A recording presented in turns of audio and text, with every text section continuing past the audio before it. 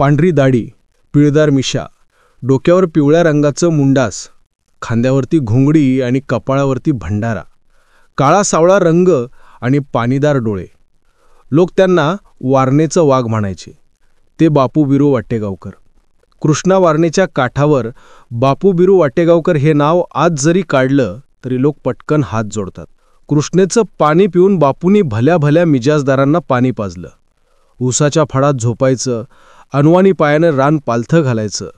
कारण काय तर डझनभर गावगुंडांना बापूंनी थेट यमाच्या रेड्यावरती बसवलं होतं. 25 वर्ष बापू रानावनात भटकले, पण पोलिसांना सुगावा लागला नाही. कारण रानावनातल्या शेतकऱ्यांनी बापूंसाठी सगळा बंदोबस्त केला होता. महाराष्ट्राचे माजी मुख्यमंत्री वसंतदादा पाटील बापू बिरू वाटेगावकरांना म्हणाले होते, आज शरण या, उद्या जामीन करतो. बापू तसे गुन्हेगार नव्हते, पण परिस्थिती माणसाला तसं बनवते. बापूंच्या आयुष्यात तो एक प्रसंग घडला आणि त्यांच्या नशिबी वनवास आला. बापूंनी तशी पुढे शिक्षाही भोगली आणि नंतर त्यांनी आपल्या भाषणामधून, ओव्या भजनांमधून समाजाला आयुष्याचं मर्म सांगितलं. बापू बिरू वाटेगावकर या धनगर समाजातल्या देव माणसाची ही गोष्ट तुम्ही सगळ्यांनी ऐकली पाहिजे आणि त्यासाठी हा व्हिडिओ शेवटपर्यंत बघा. नमस्कार, मी कुणाल पाटील. आपण पाहत आहात नेमका मुद्दा काय. सांगली जिल्ह्यातलं बोरगाव हे बापूंचं जन्मगाव. बापूंचा जन्म झाला 1922. शाळेचा आणि शिक्षणाचा बापूंना गंध नव्हता, पण भजन, ओव्या, कीर्तन यातून त्यांची एक वैचारिक जडणघडण झाली. भाकरी चुरायची, कालवण घालायचं, पोटभर खायचं, खांद्यावरती घोंगडी टाकून मेंढरांमागे फिरायचं आणि मोरगावच्या तालवीमध्ये लाल माती अंगाला फासून तिचा चिखल होईस्तवर घाम गाळायचा. यातच बापूंचं बालपण गेलं. कृष्णा काठेवरती तेव्हा उसानं समृद्धी आली. बोरगावात आजूबाजूच्या पंचकृषीतली लोकं कामाला येत. भारत स्वतंत्र झाला, गोरे गेले आणि इथल्या धनदांडग्यांनी गावं बाळकावली. गावगुंडांच्या टोळ्या बोकाळल्या. धनगरांच्या वस्तीवरची मेंढरं उचलून घेऊन जायची, त्यांची कोंबडी बकरी न्यायची आणि पुढे जाऊन गोरगरिबांच्या बायकांवरती हात टाकायचा, इथपर्यंत या सगळ्यांची मजल गेली होती. रंग्या शिंदे हा गावगुंडांच्या टोळीचा म्होरक्या होता. रंग्या शिंदे घरामध्ये घुसून बाईवरती हात टाकायचा. बापूंच्या कानावरती या सगळ्या गोष्टी येत होत्या, पण रंग्या शिंदे टप्प्यात घावत नव्हता. 1966च्या गणपतीमध्ये ती वेळ आली जेव्हा बापू बिरू वाटेगावकर यांचं आयुष्य फार बदलून गेलं. गणपतीच्या समोर ओव्या, भजनं सुरू होती. रंग्या ठेप बायकरमध्ये घुसला. मोठा गोंधळ उडाला. रंग्याचं दुर्दैव बापू तिथेच होते. बापूंनी गोड बोलून रंग्या शिंदेला समजावलं, अण्णा, सणासुदीचे दिवस आहेत, कशाला असं करताय. गर्दी बघून रंग्या शांत झाला. बापूंनी त्याला कोपऱ्यातल्या घोंगडीवर बसवलं. पानासाठी सुपारी फोडली. तेवढ्यात बापू उठले, थोडं मागं गेले, कमरेला लावलेलं पात काढलं आणि रंग्याला थेट ढगात पाठवलं. इथून बापूंचा खरं तर वनवास सुरू झाला. बापू गायब झाले. रंग्या शिंदेचा भाऊ बापूंच्या मागावरती होता. त्याला बदला घ्यायचा होता. पण काय, बापूंनी त्याचाही टप्प्यात येताच कार्यक्रम केला आणि त्यालाही रंग्याजवळ पाठवलं. आता या दोघांनंतर त्यांचा मामा पण आलता बापूंना भेटायला. ताकारीच्या बसस्टँडमध्ये बापूंनी त्याला शेवटच्या एसटीत बसवलं. आता तिघांना असं कायमचं उडवल्यानं पोलीस बापूंच्या मागं लागले. बापूंचा मुक्काम आता उसाच्या फडात आणि सह्याद्रीच्या कपारीत होता. पण बापूंनी गावगुंडांना थेट वरचा रस्ता दाखवल्यानं गावकरी आणि वाड्या वस्त्यांवरचे लोक त्यांच्यावरती खुश होते. असं म्हणतात की तेव्हा पुरणपोळीचं जेवण गावानं दिलं होतं.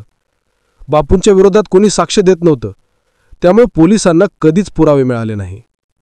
आता रानावनात बापूंचा मुक्काम असायचा. शेतकऱ्यांनी त्यांना कशाची कमी पडू दिली नाही. बापू उसाच्या फडात राहायचे. बापू बिरू वाटेगावकर हे कृष्णकाठचे रॉबिनहूड बनले. तरुण पोरांना त्यांचं आकर्षण होतं आणि त्यातूनच काही जण त्यांच्याशी जोडले गेले. असं म्हणतात की त्या काळी बापूंची 35-40 जणांची एक मोठी गँग होती. रंग्या शिंदेसारख्या गावगुंडांचा काटा काढायचा आणि खड्ड्यात टाकून फेरफार करायची.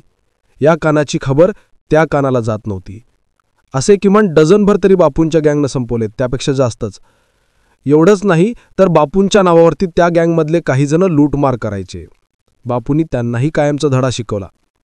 बापू बिरू वाटेगावकरांनी हुंडा पद्धतीला विरोध करत कित्येक लेकी सुनांचे संसार बसवले. कित्येकांची कर्जमुक्ती केली, कित्येकांच्या जमिनी सोडून दिल्या. यासाठी कायदाही हातात घेतला. अगदी त्यांच्या स्वतःच्या मुलानं तानाजी वाटेगावकरांना परस्त्रीवरती हात टाकला म्हणून बापूंनी त्यालाही सोडलं नाही. त्यांच्या भीतीनं अनेक गुंडांनी त्या भागातून पळ काढला. उसाच्या फडात राहायचं, गावात जायचं, भाकरी खायची. पोलीस मागावर होते, पण पोलीस यायच्यात बापू पुन्हा एकदा जंगलात गायब व्हायचे. असं 25 वर्ष बापू पोलिसांच्या हातावरती तुरी देत फिरले.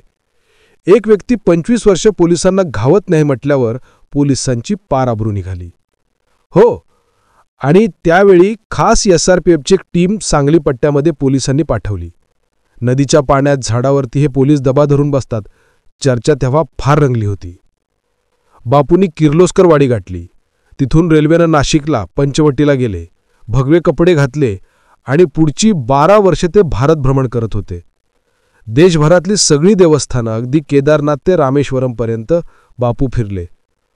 पण 1990मध्ये तत्कालीन पोलीस अधिकारी मदन पाटील यांनी सापळा रचला आणि बापूंना अटक केली.